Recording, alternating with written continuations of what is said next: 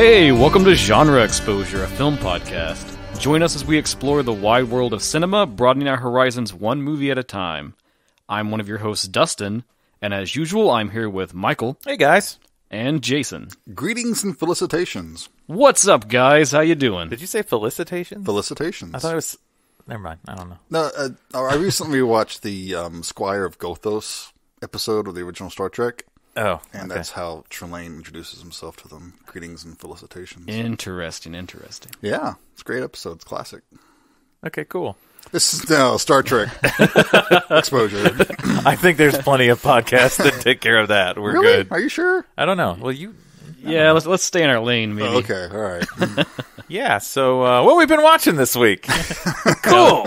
Star Trek, apparently. Let's roll right into that. Jason, what you been watching? Oh, I have to go first. Okay. That's your punishment for that weird intro. Gotta keep things, fresh, exciting. Okay. So you guys know that I'm a big fan of Red Letter Media, right? No. Mm-hmm. Never heard of him. He mentions it like once a day. So I went back and watched one of their old movies I'd never watched. It's from 2010. It's called Feeding Frenzy. Okay. It's like a horror comedy. That sounds fun. That's a fun name. Yeah. In this movie, their character, Mr. Plinkett, played by Rich Evans, is like he owns his hardware store, and he's got these monsters down in the basement, and he murders prostitutes to feed to them. Oh, okay. And then the hardware store employees get involved trying to figure out what's going on. And You just fucking hit the table. But did you hear anything? 2 minutes in. Yeah, I heard it. That's how I knew it was. You made it 2 minutes. But it was so quiet. I bet no one out there heard it. Hey, if anyone out there heard it, write us and let us know if you heard that sound just now. Because I think it was pretty faint. Whatever. Go on. Michael's making a big deal about it. All right. You fuck up. Keep on with it. You're fucking up the podcast. I talk with my hands. I can't help it. Tell us about this movie. It's amusing. It's one of their early efforts. So, I think they've gotten a lot funnier over the years. Like their stuff now is really hilarious, I think. It's fun. It's goofy. It's not meant to be taken seriously, obviously. But, watch it. If you like Red Letter Media, watch it. That's on the DVD cover. Watch it. Jason, Genre Exposure, the film podcast. So is it sort of like maybe referential, I guess, to their own kind of jokes and stuff, or? That's the thing. It doesn't really sync up with their type of humor on their YouTube videos, I think. It's very much it's sort of an homage to movies like Critters and stuff like that. Okay. I do love the Critters. Little creatures get loose and they're very critter-like, How'd they do it? Stop motion puppets? No, puppets. Oh, cool. Okay. Yeah. So, it's amusing. There are amusing parts. It's also weird seeing them like 10 years ago. They look so young and different. So, it's fun. And Jason's a Rich fan. So. Yeah, well, sure. Who isn't? I like Rich. Okay. Yeah. All right. I was getting worried there for a I minute. don't think I'm as big as a fanboy as you are. I was about to ask you to step outside. I don't watch them, so I don't have a dog in that fight. Do you never watch Red Letter Media? No, not really. I just don't have the time. Don't have the time. Mm-hmm. You will write reams, treatises on obscure Japanese horror films, but you don't have the time to watch a 10-minute YouTube video. Yeah, because he's writing reams and treatises on Japanese horror films. He doesn't have time for that other shit. That's fine. That's cool. You spend your time the way you want. Whatever. Exactly. Yeah. How about you, Michael? What'd you watch? So I watched one that I've actually been pretty excited about since I heard about it. I'm a big Neil Marshall fan. Even though Hellboy was a pooper, but that's not his fault. That was there's a lot of issues with that one. Yeah, a lot of studio intervention, nobody listening to anybody kind of a thing. So I don't judge him by that, but as far as like Dog Soldiers, The Descent, Doomsday, I absolutely love those movies. They're so cool. Yeah. So The Reckoning from 2020, which was Neil Marshall's kind of take on the Witchfinder, witch trials kind of a thing, but overdue for someone else to go with that. Mm-hmm. Yeah, there's really, when I was watching it, I was thinking there's not a whole lot of great, like really good movies about that. There's a lot of that really kind of skirt around it, but never get good. Well, the really unfortunate thing is Neil Marshall's isn't either. Oh, no. I know. I was so anxious to hear you say, it's a return to form. Oh, no. So here's my take on it. Film opens with a young girl seeing her mother be taken by witch finders. She's burned. But her mother's given the opportunity to say, like, announce that you're a witch and we'll spare your daughter, kind of a thing. Well, of course, any parent's going to, like, well, yeah, don't hurt my child. Mm-hmm. So as she grows up, the plague is happening now. And so it's kind of interesting timing for this movie because there's a lot of, like, plague panic happening as well. So it's set in modern times. The plague happening? Is that what you're saying? Different plague. Oh. Different. Same shit, different day. Oh, capital P plague. Yeah, capital P plague. Right. The plague. Oh, okay. But her husband contracts the plague and then dies. Well, now the other townspeople. This is where the movie kind of starts to become problematic. Mm. And I think its biggest problem is it's got 3 different stories happening.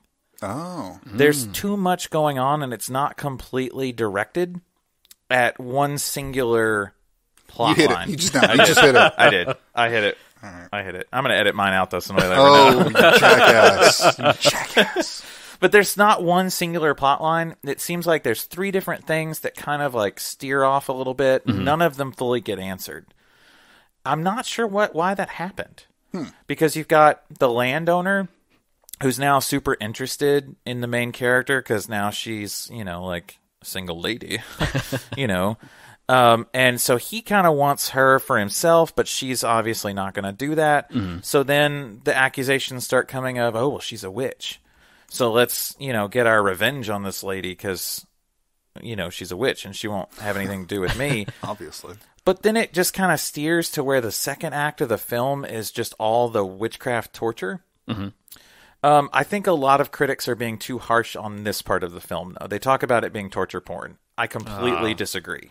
That people throw that around so much now. Just like anything. I didn't feel this was torture porn at all. They actually don't show very much violence towards women, which I thought was a really interesting choice by Marshall. Most of the violence is done by women to men. Which from interviews that I've heard with him about this film is what he wanted to do, which was switch that genre on its head to where you can actually get female revenge for, the atrocities that are being committed against women in the witch trials. Right.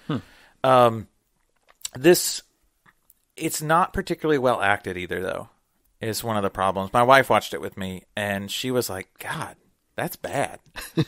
And she's not wrong. Mm-hmm. There's really mostly a cast of no names. Like the biggest name in the movie is Sean Pertwee, who's done a lot with Marshall. Yeah, he's great. He's always awesome. Charlotte Kirk is the star, and she's fine. Mm-hmm.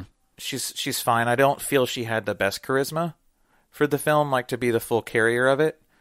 But this is one thing I wanted to mention that's kind of hit me a little weird with this. She is also involved in a relationship with Neil Marshall.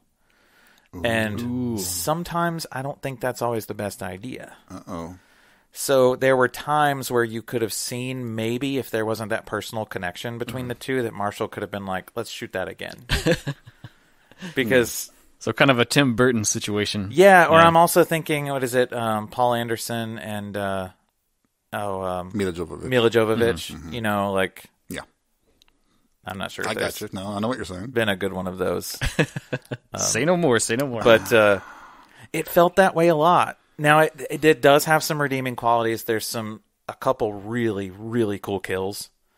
I think budget was kind of low on this, though, because there was a lot of times where you could see a great kill coming and it just didn't happen. So I'm not sure if they had the budget for it, but a couple were awesome. So this is on Shudder, though, thankfully. Shudder.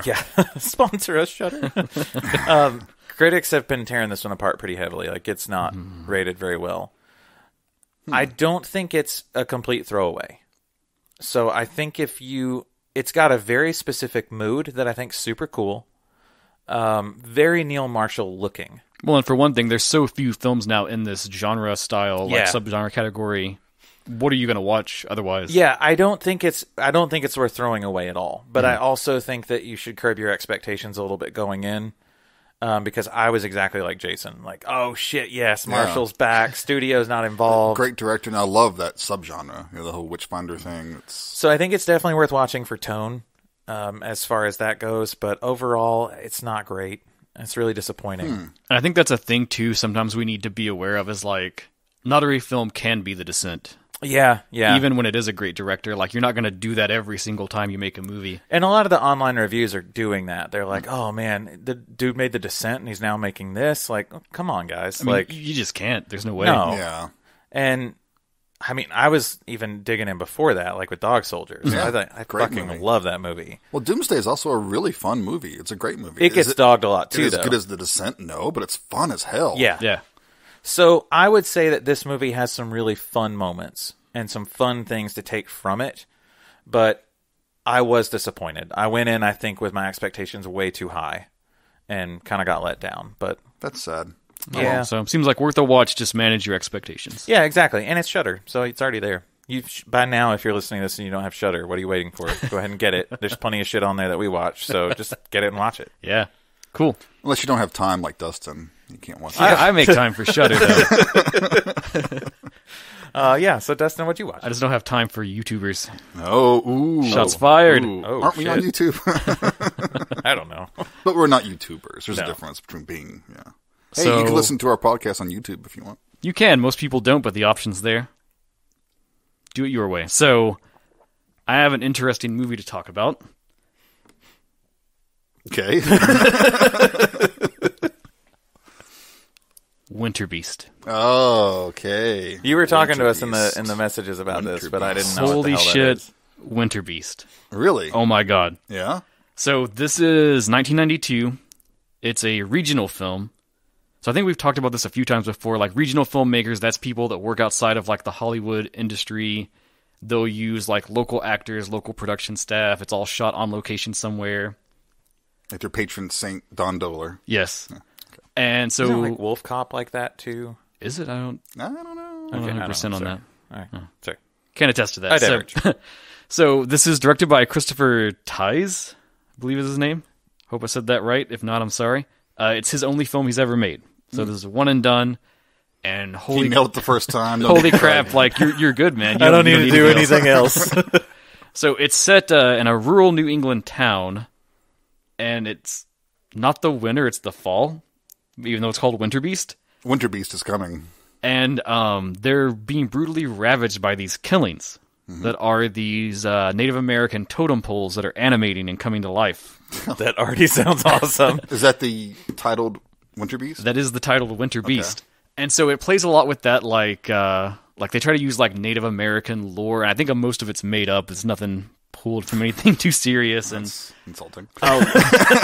watching it now, it's maybe a little problematic because everyone's being like, "Oh, the Indians, da da da da." Right. Here's these relics that they gave me, da da da da. So temper your mind when you go in with that, but it's so crazy. So it's this ranger crew that kind of patrol the mountain, and someone goes missing up on top of one of the mountains.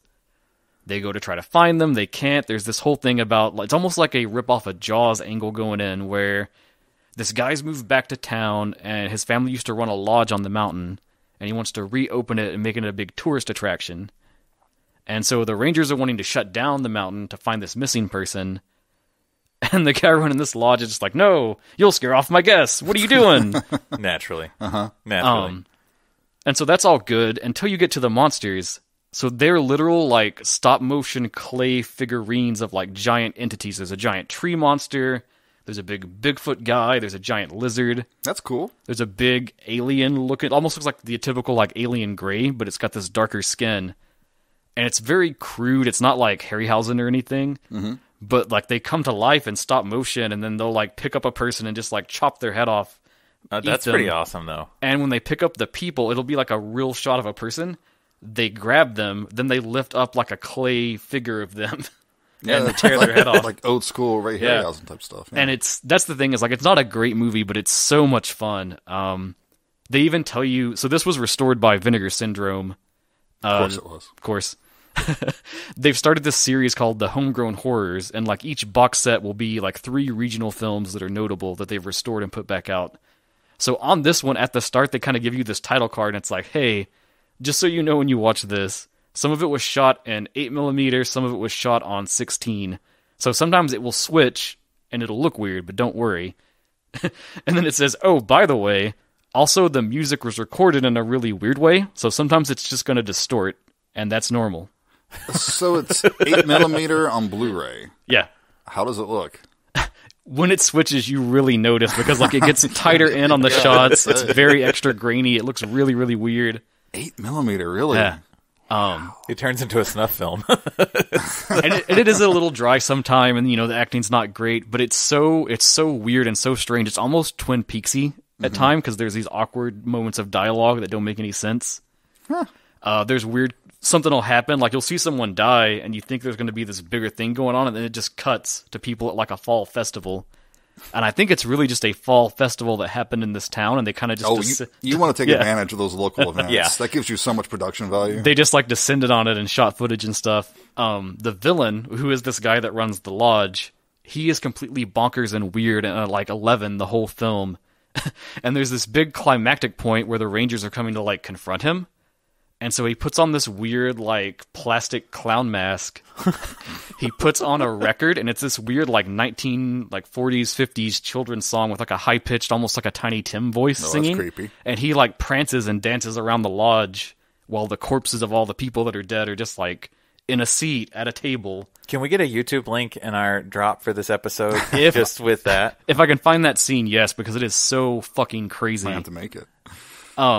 So technically not a good movie. You would probably give it like a 2, but I was like, no, Winterbeast, fucking Winterbeast.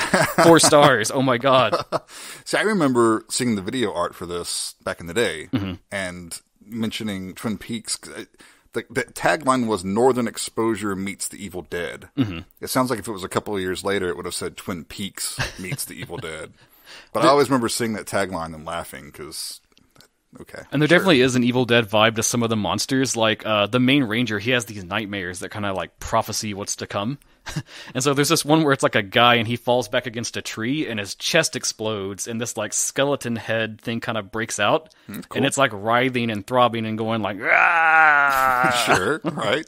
If it's... All you had to tell me was stop motion. Yeah. And I'll give anything stop motion a chance, just because it's such a lost art now, man. I know. I mean, granted, that was 92, so it's not like it's, still happening. I thought it was earlier than that. No, it's 92. Winterbeast is 92? It doesn't look like it's 92. It looks like an 80s film. It was late 80s. No, it's 92. Was that when it released or when it was shot? Because it may have sat on the shelf for a couple of years. That I don't know. Oh, well, I need to know. Do more research. You come prepared for this. I have questions. Nerd I want fight. answers. This isn't the movie at hand. This is just, it's... fucking Winterbeast. Well, maybe someday we should do a whole episode just on Winterbeast. Maybe. Perhaps. So yeah, go seek that out. Vinegar Syndrome is great. They find all this weirdness and restore it and give it new life. Yeah, they're a great label. So I love them. Cool.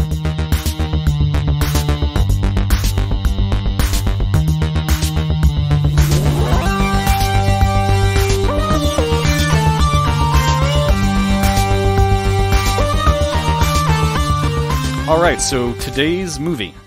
Michael, it was your pick. It's my pick. Oh, man, I was super excited about this one because I absolutely love A24 films. It's our jam. We love A24. Yeah. And whether you call it elevated horror or not, I don't really give a shit. Elevator horror. Yeah. No, that was that one M. Night Shyamalan movie. Oh, or Devil. whatever. Devil. It's actually a pretty good movie. He only produced it. Oh, he did? Mm-hmm. Okay. Well, that's what I took away from it, was the yeah, it was cover of an directed by... the guy who did the Poughkeepsie tapes, wasn't it? Yeah. Oh, callback. Yep. Yeah.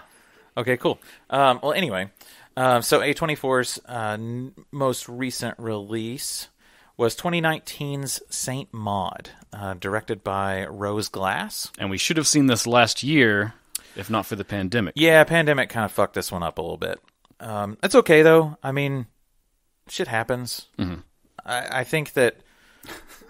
Pandemics happen. Yeah, every 100 years. But no, I honestly kind of feel like, in a way, some of the more independent studios did better. Right, because they're not shackled into the whole release cycle. They're like, okay, well, things got fucked up. Well, we'll roll with it, and we'll just release it how we can, and maybe we made a little bit less money than we would have otherwise. But like Full Moon's been on overdrive. Yeah, they're like, pandemic. Yes, you're stuck at home with nothing else to watch. Fuck yes. Well, anyway, the tagline for Saint Maud, the IMDb tagline here, is that Saint Maud follows a pious nurse who becomes dangerously obsessed with saving the soul of her dying patient. Okay, well, that already, I think, is part of the problem here. Really? I don't think that that's a great tagline for this movie. What would you give it? Description. Well, let's start with kind of how this movie starts. We see our main character, Maud. She starts, we kind of see her getting ready for her, looks like her shift. She's putting on her nurse's outfit, kind of, getting her space cleaned up and picked up. And then we follow her to this kind of mansion up on a hill. Now, I'm confused about exactly where this town is. It seems like some sort of coastal UK-ish town. I want to say it's Wales. I think it is Wales because based on a lot of the names of the actors and That was the actresses, vibe I got, yeah. that, I mean... Which would be our second movie set in Wales. There's a lot of nouns in the names, and so I figured it seems kind of Walesish. Also, beautiful scenery Welsh. of the town. It's gorgeous. It really is, but I like that it's almost like could be set anywhere. That also looks like it could be a New England town as well. And I think what threw me is that as she's walking past, there's like a Coney Island. Yeah, because at first I was like, oh, is this in like New York I or know, something? it was really strange, but it looks like it's just a gimmicky little place that's like a boardwalk type attraction. Like an And American. right out of the gate, there's very awesome camera work in this film because it's pretty typical for A24, I guess, but these wide shots of just like scenery, always so gorgeous, really pulls you right in. Yeah, I think it gives you a great sense of the scope of the film. It almost is like showing you this is where this entire film will take place. Right here. Well, since you mentioned it, I was wanting to shout out Ben Fordsman was a cinematographer on this, and it is a gorgeous movie. Yes, if the nothing visuals else, are it is top-notch. gorgeous. I think this is one of his first features. Oh, really? So keep your eye on him because this is a beautiful movie. Definitely. Oh, he actually did. This is interesting. I've got him pulled up. He actually did some cinematography on The End of the Fucking World, which is that Netflix show. I haven't watched that. It's actually good. Yeah. It's really, really dark. Cool. But my wife actually loved it. She's the one who kept dragging me through that show when I wanted to quit because it's so dark. Nice. But also that has Steve Oram in it, who is in Dark Song. Yes. Cool. Okay. Cool. Interesting. Cool connection. Another reason there. to check it out. Yeah. Okay. Well, totally off track there, but anyway, next we see Maud go to her next assignment. It looks like she's an in-home nurse. She goes to a dancer's house. She's a retired dancer who is dying of cancer. It's Amanda, played by Jennifer L. And so Amanda gives you that vibe of like the very artsy, artistic, like a dancer, Bohemian type. Yeah, bohemian's the word. It felt like she could fit into the Suspiria remake. Oh, totally, yeah. Yeah, definitely.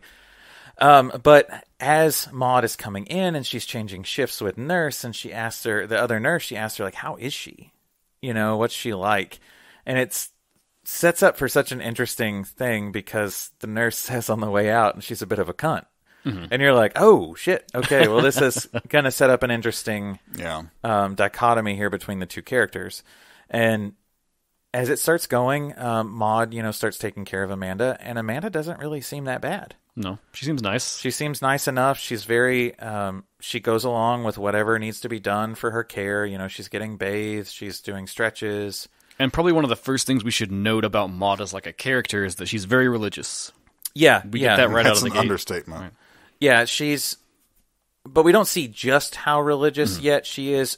She looks to me just like anyone who might be a devout Catholic. She has her crucifix on the wall of where she's staying that she carefully packs with her to make sure that she takes with her on each next assignment. So nothing overly zealous. Not out of the gate, no. No, not out of the gate. But as Maud starts to take care of Amanda, she doesn't really notice too much different about Amanda, just that she's sad for her.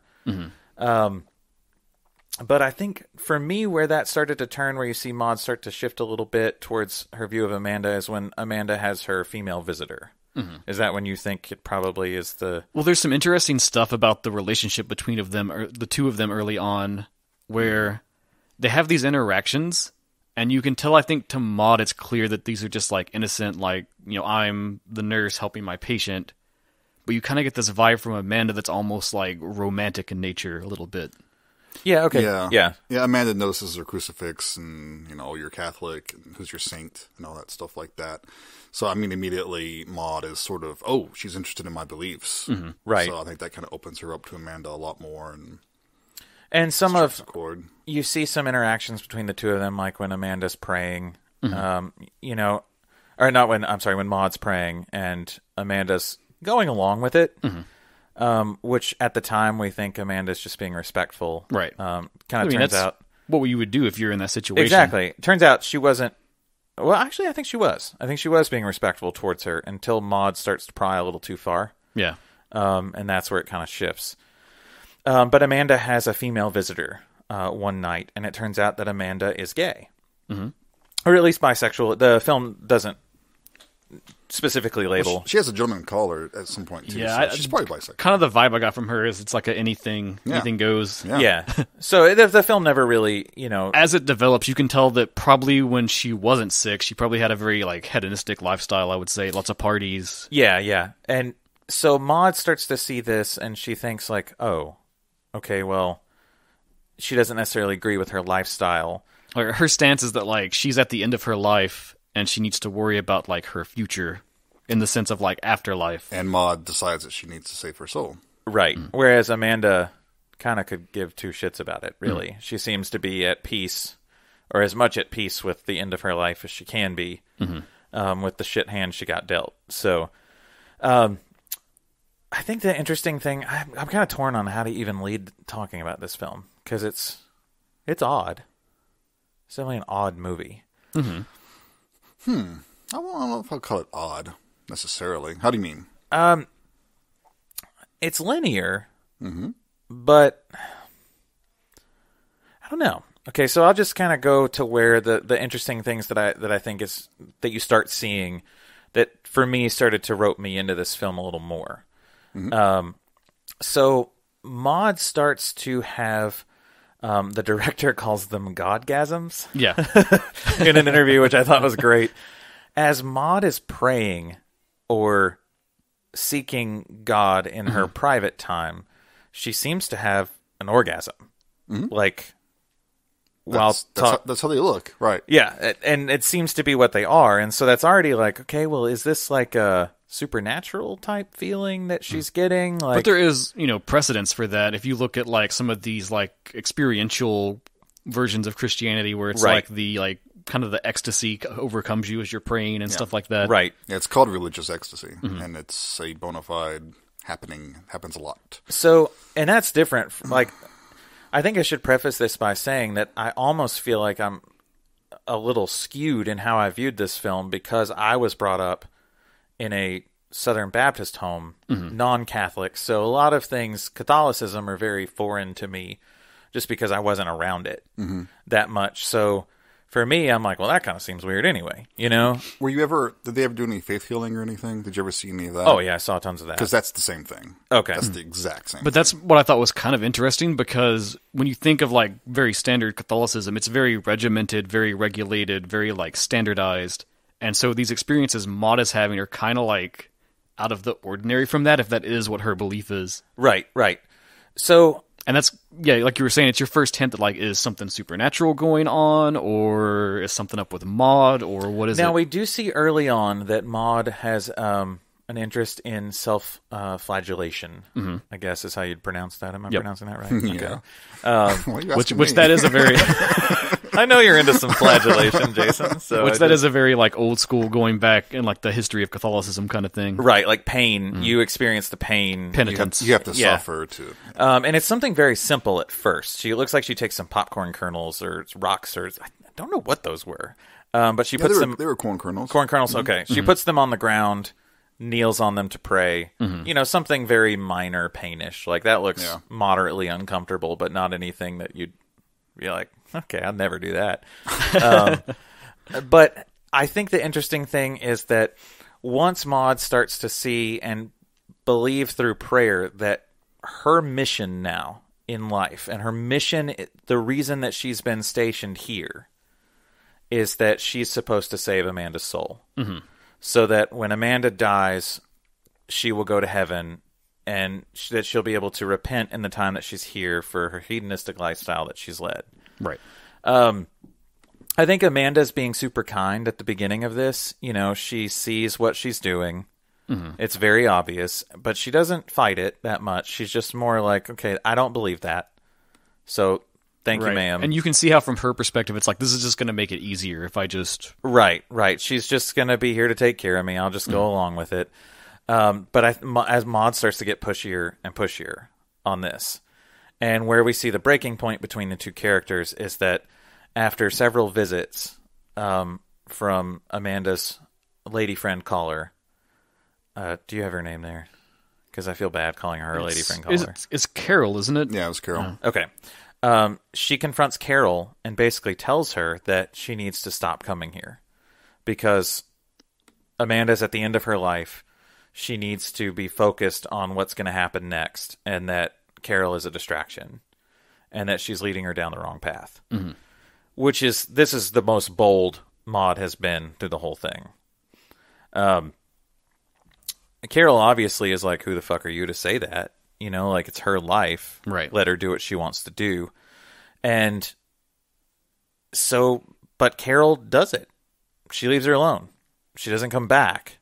Except she does end up contacting Amanda and telling her why she hasn't been back. Because it plays out slowly, though, because at first when it happens, it's just like a clean break. Right. And you get a day or two of their like goings-on where Amanda's very sad, and she kind of just wants to be left alone. She thinks that Carol's abandoned her, because that's what it looks like. It looks like, okay, well, you're dying, so I have no use for you. And just as they kind of start to like patch up their relationship, that's when she learns from Carol what actually happened. Right, and that sets their divide right there. Somewhere along the way, we also get a couple of breadcrumbs that things beyond the obvious, that things aren't quite right with Maud, because she runs into one of her former workmates who calls her Katie. Yeah, I think her name's Joy. Yeah. Joy, yeah. So she calls Maud And we Katie. learned that they used to work at a different place together. Right. Kind of more of a general hospital is the vibe I got. And Maud tells her that, no, she's working for a private care now, and Joy, I think her name was, she said.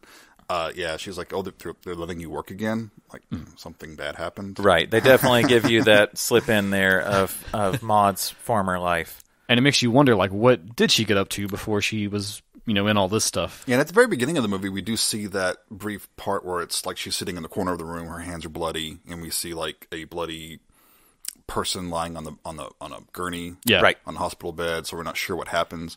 And one thing I was relieved of that this wasn't like a flash forward, right? Because I hate that. I hate that device in movies. Yeah. Where you see, oh, this is what's going to happen. Oh, wait for it. Oh, you can't wait to see what's going to happen. No, yeah, and I almost kind of glossed over that because I sort of forgot about that at the very beginning of the movie. It's really a seed they leave you, and you kind of wait for it to blossom till pretty late in the film. There's another thing that I thought was interesting. We see these kind of almost Sam Raimi-esque shots of like zoom in on the preparing of the drugs. Oh, yeah. For Amanda. And there's a lot of these scenes you see an injection being given. Mm-hmm.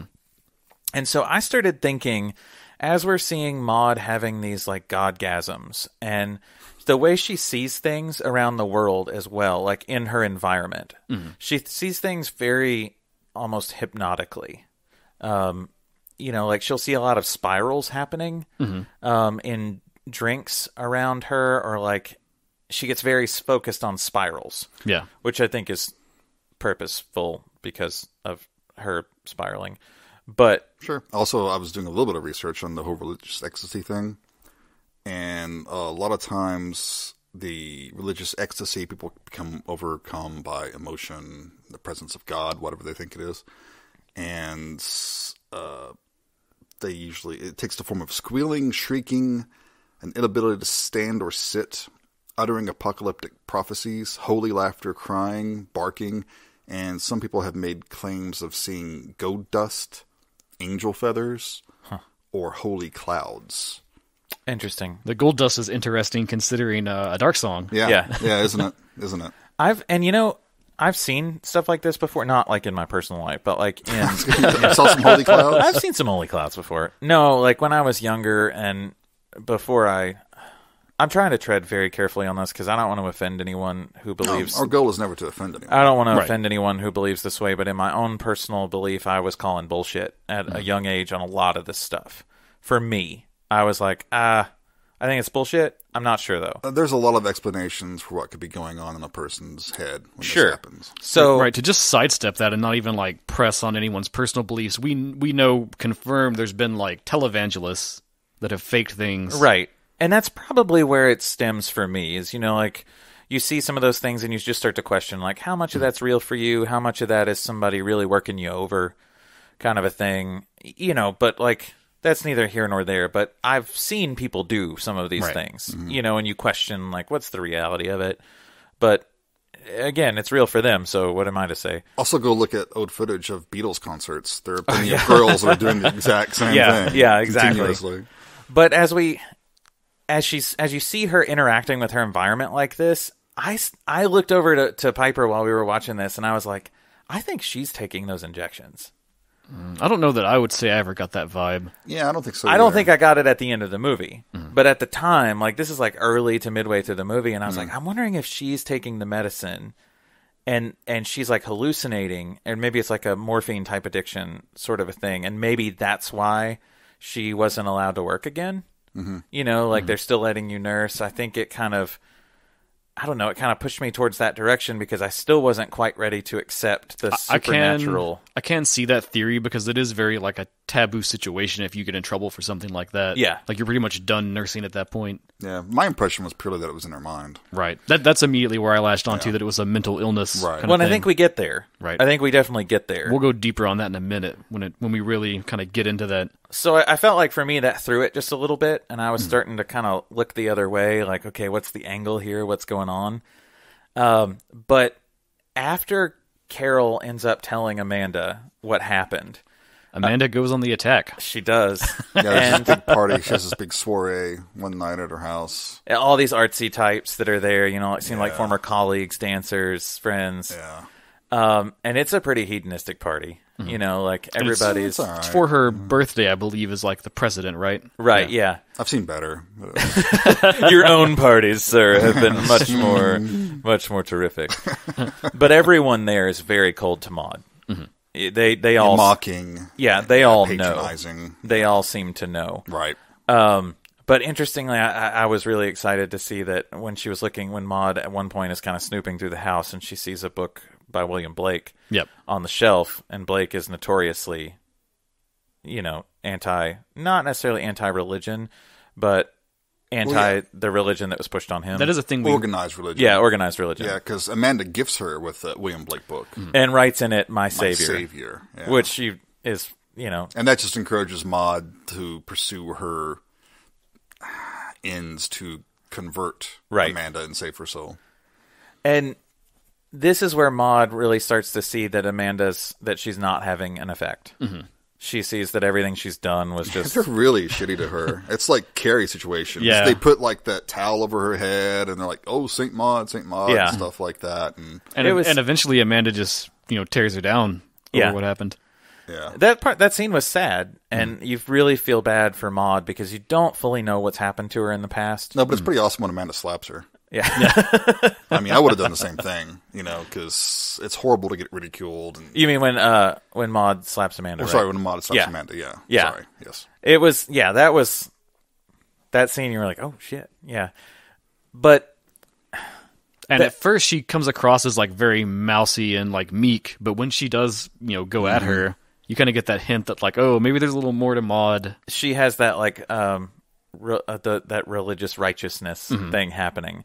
But that's where Maud falls apart, though. Yes. Is after this, Maud... This was her calling. She's obviously fired. Yeah. Maud breaks at that point. She tries to... So she comes home and she basically puts on an outfit that I guess she considers as a risque or whatever, but definitely not. Doesn't it definitely look like someone who is like detached from that wants to come across as risque? Yeah, exactly. I think it would be described as secular. Yeah, a very secular attire. Yeah, I put this in my notes. It was like after failing to try to save Amanda, she goes on a sin bender. Yeah, that's how I worded it to myself. I like that. Well, and she goes to a local pub, or bar or whatever it is. It looks it's not like your typical British pub. It looked a little different, but she's like making eyes at the first guy she sees. And Gives an awkward handy J. yeah, that just like full hard eye contact the entire act. And that was, I remember laughing at it. I was like, "Oh, that's intense." And as soon as it's over, she's just like done. She just like walks. So's the guy. Yeah, but she just walks away, and he's like left there standing, very awkward. Of like, I don't know what I'm supposed to do now. So he ends up just like going back and getting his buddies and leaving. Yeah. So then she starts looking around the room again, like, okay, who's Oh, next? and she's sitting next to that table, and they're all like, there's a group of people, and they're all laughing, and she's kind of like joining in That them hurt. with the laugh. Oh God, that was so uncomfortable. That hurt. Yeah, Oh. she's just trying to be welcomed into some sort of. Anyone who's ever felt like they were on the outside watching this, you know that feeling. You know, I and think it's just I think a lot of us that are. I mean, definitely all three of us here, and then I think probably any horror nerds out probably there. a lot of our listening. fellow horror nerds have been in this situation Sure. where you just want so bad for someone to include you. Yeah. Even if you don't give a shit about what they're talking about, Right. just include me. Right. It's why I don't go to parties, man, because, you know, Yeah, I was never a partier. you're like, just, okay, well, anybody want to talk about anime? No? Okay, I'll just sit here. But then, so she ends up, like, roping another dude there and ends up sleeping with him. Kind of schlubby guy. Yeah.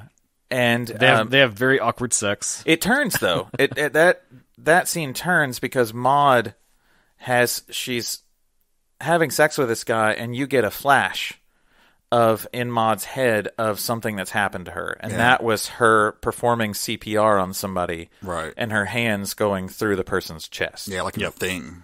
Yeah. Except her hands don't get bit off, and she's not like, ah. Yeah, but like her That would've hands, been cool, though. her hands bust through this person's chest. Well, Maud screams and stops having sex with this guy. Sure, understandably. And it looks like he's going to console her. And he's like, hey, No, what's I never going on? thought that. No, I didn't. I never thought that. I for a didn't second. either. But we get a key piece of info from him, is that he realizes that he remembers her, yeah.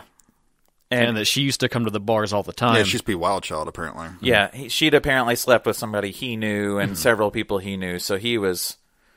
But that's the part... That part got me, though, is that when she kind of stopped having sex with him, and he's like, hey, it's okay, and then he forcibly finishes. Yeah. He rapes her. Because she's like, no, but you see Maud just go blank. Yeah, yeah. She's just gone numb, completely blank, and she realizes this was the life that I had, and this didn't work for me. So and that's kind of what you get out of it in the end, is like she thought she could just go back to that maybe, but it's not anything to her still, I guess. No, and then she really begins to spiral. I think that's for a lot of people who are really struggling with. I think this film is more about mental illness than anything else. Well, see, that's the thing. When I came in on this, I was like, oh, this is going to be a really like deep religious horror film that's going to have a lot of stuff to do with religion. I really don't think it has that much to do with religion. I think religion is just a vehicle to tell this story about mental illness. Yeah, which I think is a very fair vehicle to use, because religion is a very easy thing to get into for someone who is suffering with depression and anxiety, because it offers you hope. It tells you, like, you are out of control and you can't help what's going on with you, but if you embrace this, it can... I'm trying to say this without sounding condescending at all, but like it can magically help you feel better, which for some people it does, but not for everybody. That's Sure. why we have modern medicine and professional help and mental health, areas and doctors. But she sees quickly that she found more meaning for her, even in her religion and through her practices, even though she was mocked and shunned aside by Amanda's friends, she still found more meaning through her, I guess, her religious beliefs or rituals than she did in her old life. But that kind of sends her into this spiral, because she's like, okay, now I'm conflicted. What do I do? I felt like I had a calling. I was feeling very good about what I was supposed to be doing. And now nothing's working. Yeah, she begins to like self-harm even more. She stepped off the path. Right, exactly. So now she's got to put herself back on the path, and it seems like she needs to repent and, get herself back on. So, God, this scene is so fucking brutal. And that's when the self-flagellation really kicks in to like old school Catholic. You see her like kind of having her repentance towards God, and she has another Godgasm and realizes, did it start speaking to her yet though at this point? Not yet. Okay. No. I thought that was towards the very end of it. She begins harming herself even more. She puts the nails in her shoes. Yeah, she like takes a Holy Mary picture of some sort, and then it's like tacks to it, tacks in it, and puts them in as her inserts for her Chuck Taylors. Yeah, I mean, Chucks aren't that comfortable these for are me not anyway. Dr. Scholl. These are not Dr. Scholl's. No. But God, that scene is so brutal. It doesn't show much. Well, you know what it feels like to step on a tack or something. Everyone knows what that feels like. Yeah. And imagine that, Constant. 10 times, constantly. And Ugh. so, yeah, and then you see her just walking that strip again in those shoes. Now, this is where it came to a point that I thought was super interesting, and kind of I was glad for my religious upbringing because I recognized something kind of fun with this, and I was excited to talk to you guys about. Okay. So when she's kind of wandering, figuring out what she's supposed to do with her tack feet, and she ends up coming across this other nurse, Right. who is now, I guess, Taking care of Amanda. Yep. She's her new nurse. But this nurse is just sitting, having a sandwich, looking out at the water, and Maud starts to talk to her. And this nurse kind of reveals like all the reasons she likes nursing. Mm-hmm. And it's all the reasons that Maud liked nursing and all of the benefits Maud felt she could get personally from nursing. And so that woman, when she asked her name, the woman tells her name's Esther. Okay, specifically, are you guys familiar with the character of Esther in the Bible? Very vaguely. Okay. So the moral that comes from the story of Esther is that Esther was the only woman in a secular field that knew that God's plans were working. That everyone else was trying to put all of these secular answers to everything. But Esther always knew that it was God working behind the scenes, and Esther had the faith to know that it was God controlling everything. Okay. That she just needed to do what God wanted her to do. Okay. So I found that super interesting. That's probably definitely an intentional choice. I think so, yeah. I definitely thought so. But I felt like if Maud was that, deep into Christianity, had she really read, the Bible or anything, she might have gotten some sort of divine picture from that woman's name. That if I just do what God tells me to do, it may be hard, but I will get fulfillment from it. And if you're in an unhealthy frame of mind like that, you're going to be looking for like any kind of any message or anything that like affirms where you're going. I thought of what we talked about with Dark Song with magical thinking. Right. And the same goes here with it's almost like a religious magical thinking that everything has a reason. So Maud ends up going up now to Amanda's house. Well, also, while she's on that walk, she finds Amanda at one point, and she's with Carol, and they're out on a... About the city. Right. And that kind of drives her like, okay, well, now I really need to save her. And this is when she has that voice, right? I'm pretty sure. Yeah. And is he speaking Aramaic to her? I think it's Aramaic. So I actually had some notes about that because it's interesting. When God is speaking to Maud, it's actually Morfydd Clark, the actress that plays Maud, and she is speaking Welsh, and they pitched it down several levels. Oh, that's super cool. And what I think is awesome about that is if you come at this film from like a mental issue angle, that means that everything is just coming from her. Even the voice of God speaking to her, it's just Maud. Oh, wow. That's super interesting. So when I learned that little like factoid, I was like, oh. That's really awesome and kind of changes the way you view a lot of things. But this voice that she perceives as God is telling her, like, what has to be done. You know that if you just follow what I'm telling you to do, you'll join me or like you'll be complete kind of a thing. So that's where Maud really starts working on a plan, and we're not quite sure what that is yet. But it does seem to involve acetone and peroxide, and I'm guessing holy water is what she's making in her mind.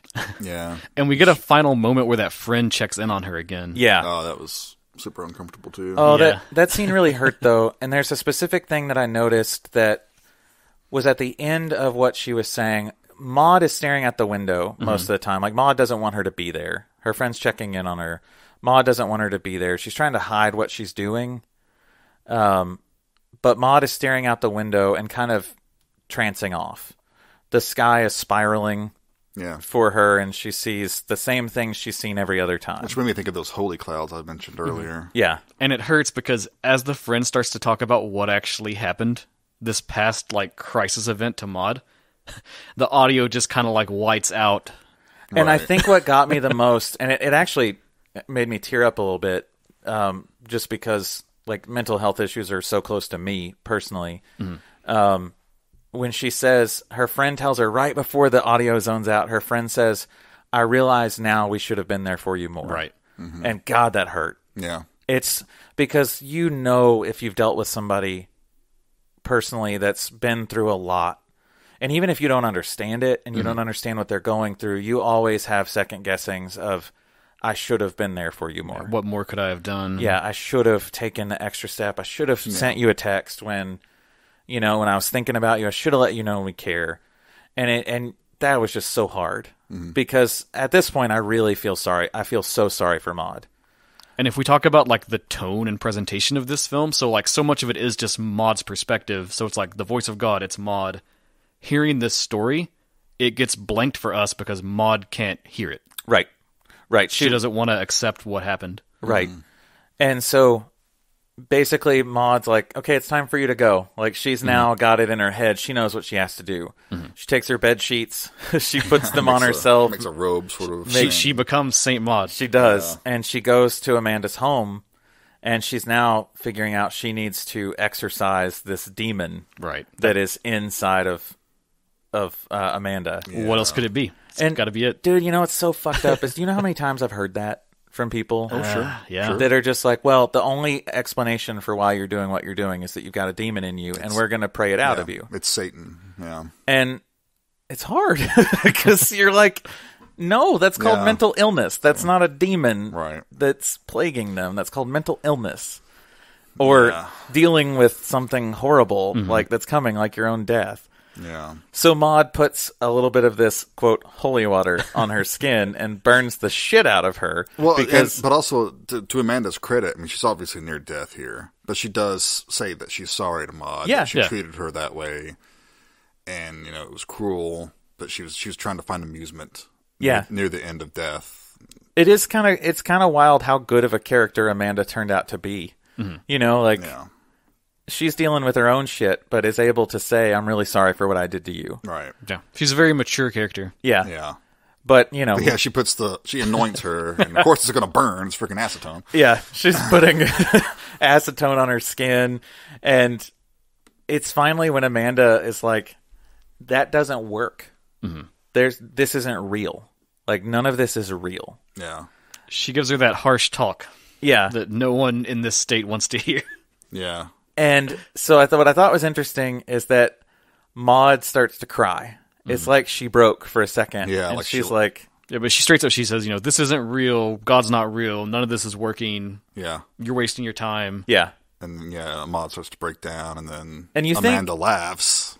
It's like, oh, it's that easy. It's that easy to break your faith. And then it turns, and Amanda, like, they stretch her face down. Yeah. It's a really cool gag. It was one of my favorite moments in the film. It was so, like, effective and well done. Right. Yeah, it was a very cool gag.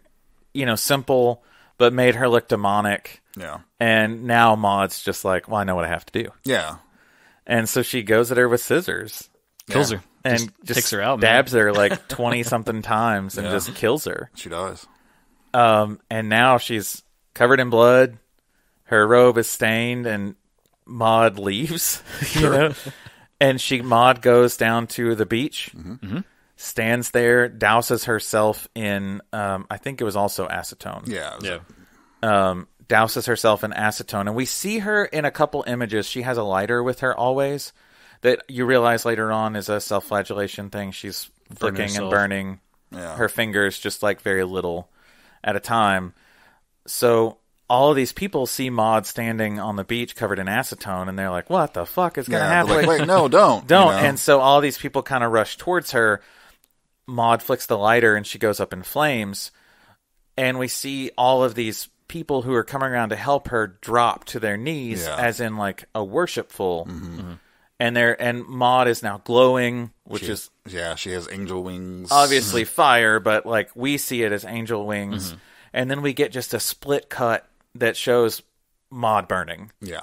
And it's very effective, I thought. It goes from her perceived reality how to she what's thinks, really happening. Yeah, and literally she's standing there burning alive on a beach. And this actually goes back to something that you were saying earlier about her speech from God was her speaking in Welsh. And at the end, she says something in Welsh, too, in her reality. She says, glory to God. That's what she's saying at the end there. It's very much something we've seen a lot in maybe other religions. Like we hear a lot, well, you did it now. Fuck, we all did it. That we see that in like suicide bombings and people saying like glory be to God, Sure. And taking that religious zeal to an extreme. But I think my total takeaway from this film was just how quickly someone with unaddressed mental health issues can find something that speaks to them, that tells them this is what will help me, this is what's going to fix everything, and how quickly it can lead you down to a path that's not healthy at all. It's personal, so I don't want to go too far down it because it's not my thing to talk about, but Tiffany, my girlfriend, for a time she worked at like a psych facility. Right. And she would always tell me it was staggering the number of people that had like attached on to Christianity Sure. as like a thing as part of their psychosis. It's because it's so hopeful. It's a religion of hope that things are shit for me, but they won't be shit for me when I'm dead. So I just got to get through this and then they'll be better. Yeah. When really there is help for you now. There's a lot of people who can help with everything. But what we did find out, though, through the film, though, is what happened to Maud. Is that it looks like she was, in fact, performing CPR on someone and their chest caved in. So my wife is a physician, so I was talking to her about this, about PTSD amongst medical workers. Oh, it's a real issue. Yeah. And she just was like, she straight stared. She's like, it's very real. She's like, I'd be shocked if it wasn't. She's told me before, she's like, CPR is a very violent thing. And if it's not violent, you're not doing it right. Yeah. And she's like, I hope I never truly have to perform CPR. She's like, I can run a code. She's like, if somebody's dying, I am fully certified to do what's necessary to save that person's life. But she's like, I hope I never have to do it because I don't want to live with what happens in my head after that. Especially if they're older. I mean, you're going to be breaking ribs at least. Oh, God, yeah. Or the amount of people that die on a surgical table. Okay, well, you're not sewn up yet, but you still got to do something to save them. It's just absolutely traumatizing. And so that's where I think what Joy said to her about we should have been there for you more. Realizing, oh my God, she's experienced something that's absolutely life-altering that she can't deal with, and she shouldn't be able to deal with, really. I mean, like, and now she's scarred for life from what she's seen, and she's just trying to find any way she can to help that. And the thing is, if it was like a code situation, and say maybe Maud was like the first person to respond to it, those happen so fast that like any number of things could be tying up other people from getting there to help too. So there is the very real potential that was like Maud was the first person there, no one showed up to back her up in time, and then just... Yeah, Maud could have easily been the medical assistant. Everyone's trained in CPR. Right. Because everyone's got to be able to do something. She could have very easily been like a medical assistant with like maybe a 40 extra hour degree on top of something, like very little actual in-person training yet. Yeah. And she's like, oh shit, well I got to do this. And I mean, look what it's done to her. Right. Though I will say, Tiffany did say that she thought it was a little suspect if the caving chest thing was what it was, because I guess from her perspective, it was like you can take a lot of abuse there for CPR and not... Well, and I think her vision was over-exaggerated, too. Yeah, it's imagining like what she felt was happening when it happened, like that's how she envisioned it. I can see it that way. Because sometimes... a lot of times we envision things as a lot worse than what they were, but they're very real to us. I think Maud is what you would call an unreliable narrator. Definitely. Tells a fucking great story, though. So, with all that being said, I guess we should start talking about our final thoughts of the film and where we land on it. I know we're all divided on this one a bit. Yeah, sure. So I don't know, Jason. You want to start? Sure, I'll go first. Well, I don't think we've talked enough about how good the leads are. Morfydd Clark is amazing. Has she been in anything else either, by the way? Because she was very great in this. Quick. I think she's done a few things. I know they've kind of already ran out the Carrie thing with that one remake, but if they wanted to remake it another time, I think she is like perfect to give it a go. Oh, yeah, for sure. She's done some TV work. She was in that Dracula miniseries. I never watched that. I heard mixed things. I tried. She was in Crawl, the movie Crawl. I didn't watch it. It's not very good. I was going to say you didn't care for Crawl. I'm not big on animal attack horror stuff. What about Razorback? Have you watched Razorback? No. Well, that's why you're not big on the animal attacks, because you haven't watched Razorback yet. Razorback. But yeah, she's an amazing actress. So I thought she was great. I'm excited to see where she goes from this, because this movie did get a lot of critical acclaim, even though it didn't get seen by a whole lot of people. And don't know if we've even mentioned her the whole episode yet, but Rose Glass, the director, this was her first feature. Yeah, which is cool. I read some interviews with her. I'm super excited to see what she does next. Yeah, I think she's very talented. I think this is a really good debut. I think it's strong. Before you go too deep, Jason, I do have one other fun factoid thing I'm going to toss out here. Sure. So when they shot this, at first they shot it in a taller than normal aspect ratio. Glass wanted to do that to have more space and headroom for the characters. And then in post-production, it was reframed into widescreen, and they kind of extended the sides with special effects. I read about that, and that's interesting. It didn't draw attention to itself. I don't think nothing really looked off frame. Everything looked good. Mm-hmm. It's interesting what it would have been like in its original presentation. I thought it was interesting because it shows that she clearly had a very strong vision making this. Completely. And it's definitely influenced by, I think it's neoclassicism. Mm-hmm. Like if you go back and look at paintings like the Ecstasy of St. Catherine of Siena, like the compositions and everything, I can see that. It's right. I mean, they had to be influenced by this. Oh, I think so, for sure. It. Yeah. But yeah, it's a gorgeous movie. I think it's well directed. I think it's well acted. The plot, I mean, I like it. It's interesting. I was never bored. I don't know. I don't know if I was expecting something, maybe wanting a little bit more horror, wanting a little bit more of that A24 gloom and doom and despair, That's a hard thing to really capture. I mean, not every movie can be like Hereditary, Yeah. For what it is, I think it's a good movie. It's strong. It's another one of those great, it could be a play. It's basically a few characters in a couple of settings. Yeah, definitely. It's short, too. Yeah. It's less than 90 minutes. Yeah. It's a perfect runtime. Anything longer would have been too long. I recommend it. I would give it 3 stars. Okay. All right. It's a generous star number for Jason. Is it? Yeah. I don't know. I think I've been giving at least like 3s and stuff like that, 3.5s. But 3 is good. Okay. 3 is good. 2.5 is fair. 3 is good. So, Dustin, do you want to dissent and I'll rebut? Okay. Yeah, I think that's the best way to end it. Do the compliment sandwich kind of thing. All right. So, it is a good movie. I had fun watching it. I think that everyone involved is very talented. I think Rose Glass is an excellent director. And the ticket for whatever she makes next is automatically sold for me.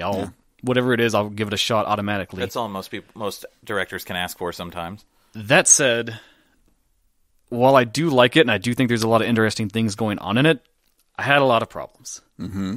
It has that A24 vibe, whatever you want to call that, however you want to define it, but I don't think it ever reaches the height, like you were saying, Jason, of any of the other ones. Sure, but that's also, that's a tall order. It's like it's playing in that playground, and it wants to play in that playground, but it never goes the full distance. The whole time I kept wanting more, what's going on? Is it going to be that she's possessed by a demon? Is Amanda possessed by a demon? Is it like Amanda's part of a group of Satanists and they're toying with her? Are we going to get deeper into Maud's background and really figure out her psychosis? I think you were rewriting the movie while you were watching. Yeah. Well, that was the thing is all the time I was like, oh, where's the next thing? Where's the more? How are we going to go bigger with this? What's the next thing? And it's not that kind of movie. But that is what I wanted. In the absence of that, I feel like it's just kind of... Yeah. So you can't separate what you really wanted from its own merits? A little bit, yeah, I think. Mm-hmm. Because, it is an A24 film. It was hyped. This is the next link in that chain. I think it's hyped wrong. I do. honestly. That was one of the things in my notes. Is I think that they marketed and hyped this incorrectly.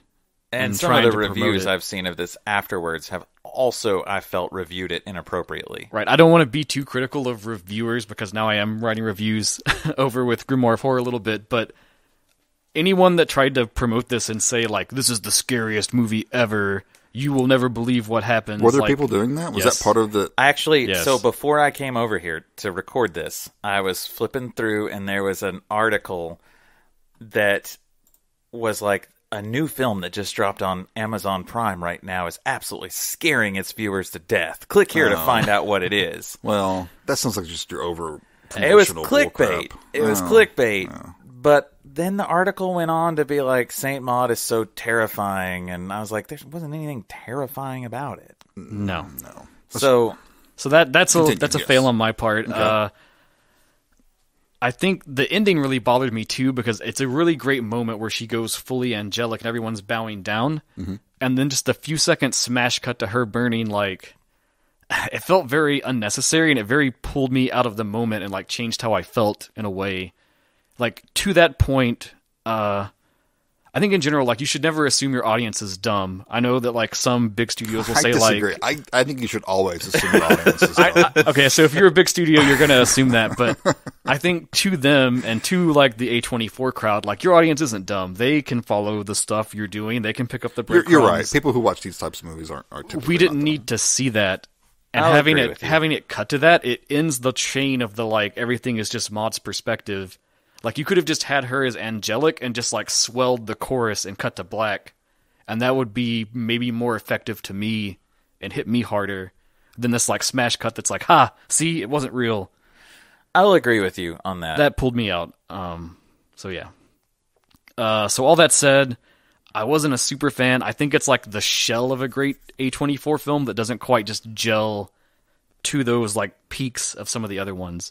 I do want to see whatever the people involved in this make next. I would give it like 2 stars. Wow. 'Cause I think there's interesting stuff here. I think there's stuff to That's not like. even a fair rating.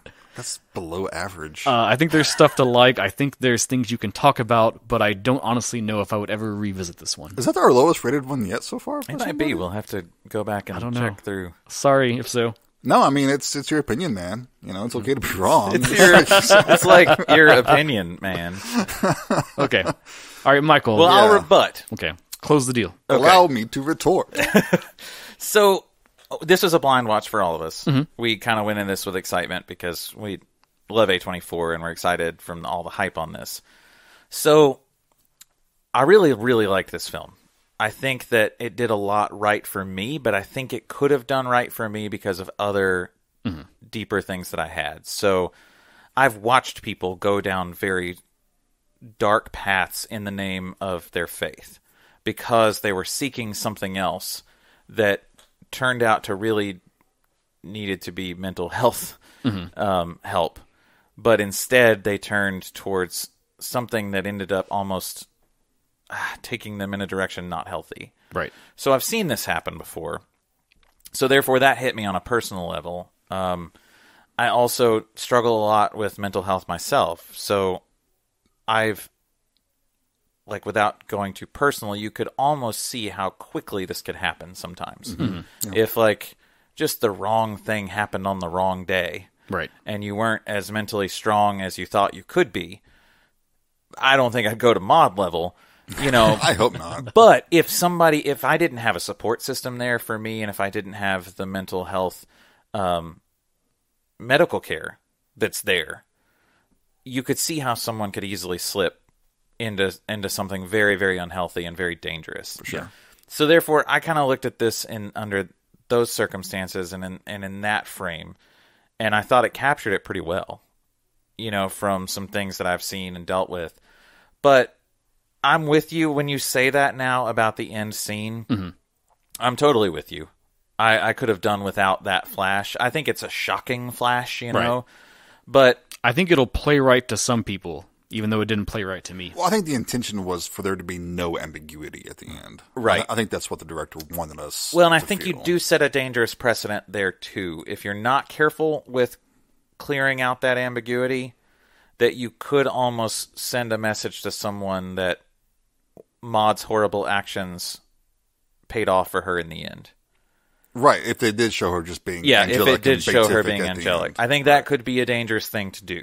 Yeah, I can see that point of view. So, therefore, I get both ways. What I personally would have liked, because I got that Maud was just very mentally ill, I would have liked to have seen just the angelic thing. Right. You know, I thought that would have been very cool, left you with a sense of like, oh shit, you know. Right. That I think that would have been Sure. the A24. And most people are sophisticated enough to realize that they're not endorsing any of Maud's Right. actions. Right.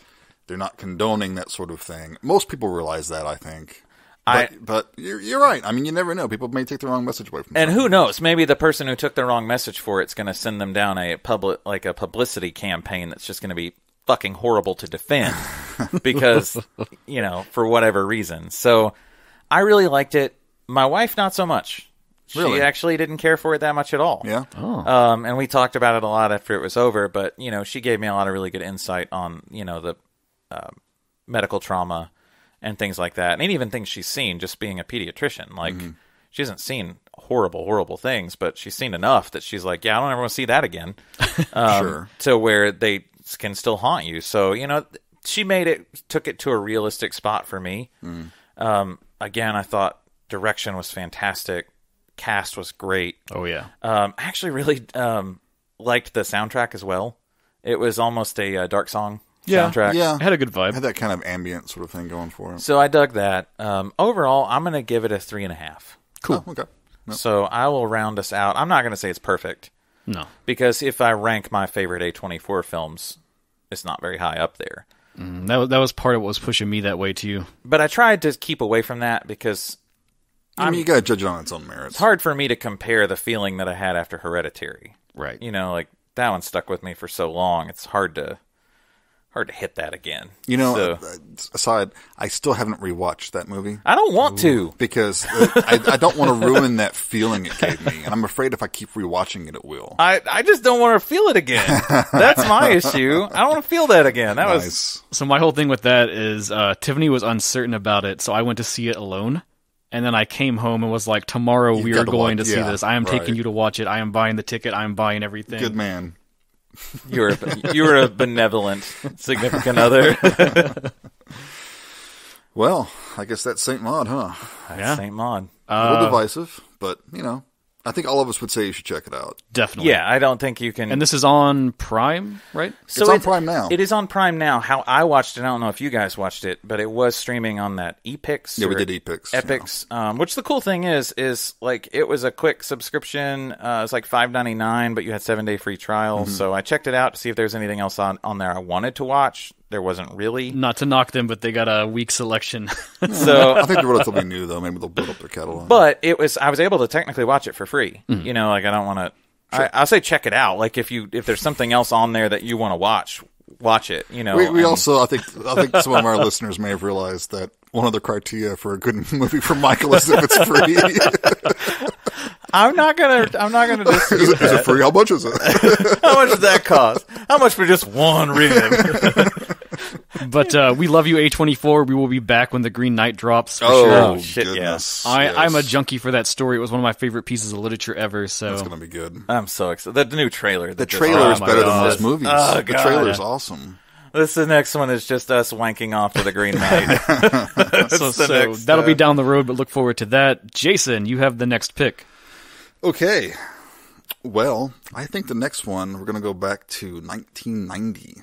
1990. Yes. For me, the 90s was a dark decade, dark era. You know, for- many say that, but I would argue there's a lot of good stuff in the 90s. There is a lot of good things in there, and I think this is one of them. Although, asterisk here, I haven't watched this since basically it came out, and I'm anxious to revisit it. Okay. It affected me a lot back in the day, and I'm wondering, kind of like with Hereditary, can I recapture that feeling? I'm going to look at it with more, hopefully, mature eyes.